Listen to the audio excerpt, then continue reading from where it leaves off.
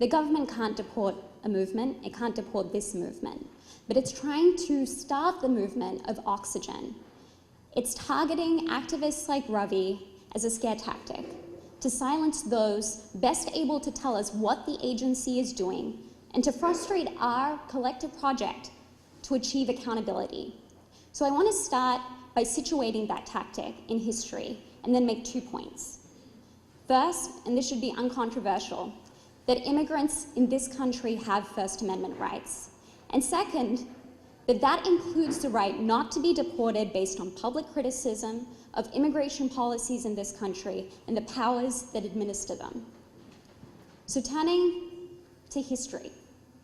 Political suppression by deportation has been a continuing theme in this country's history.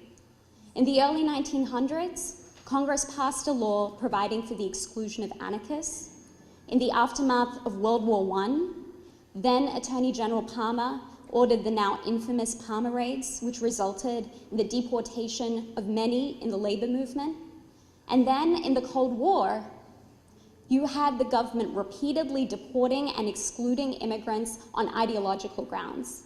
People, for example, like Robert Galvan, who was an immigrant from Mexico who had been inside of this country for almost 40 years.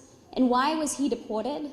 Because he was a former, not a present, a former member and officer of a club called the Spanish-speaking Club, which the government deemed a Communist Party organization.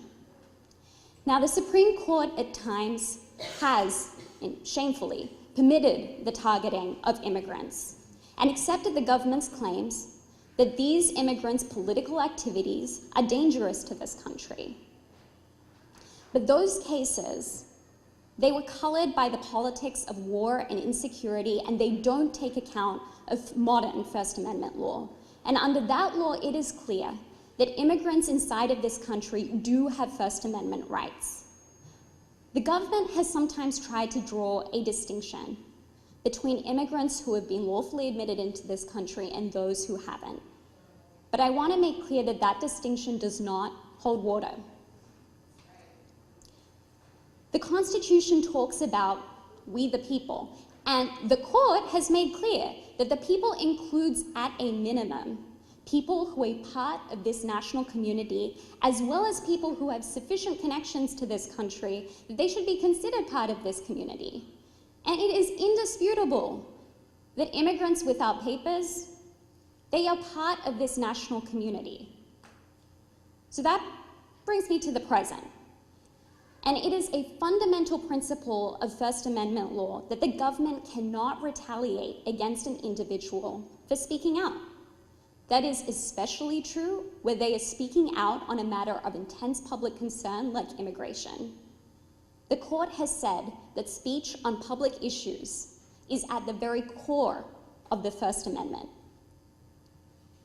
Now, unfortunately, Congress has tried to make it difficult for people in Ravi's situation to actually seek judicial review when the government has retaliated against them, when they've engaged in protected speech and the government has tried to punish them for that speech. In the 90s and the mid-2000s, Congress passed legislation that significantly limits the ability of federal courts to hear deportation cases.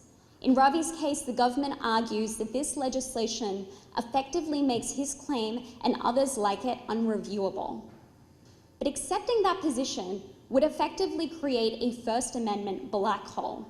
It would enable the government to wield a powerful weapon against dissent by some of the most vulnerable people in this community. That is anathema to our free speech values. It is not, and it cannot be the law, and that is why I, as a First Amendment advocate, stand with Ravi and with all of you here. Thank you.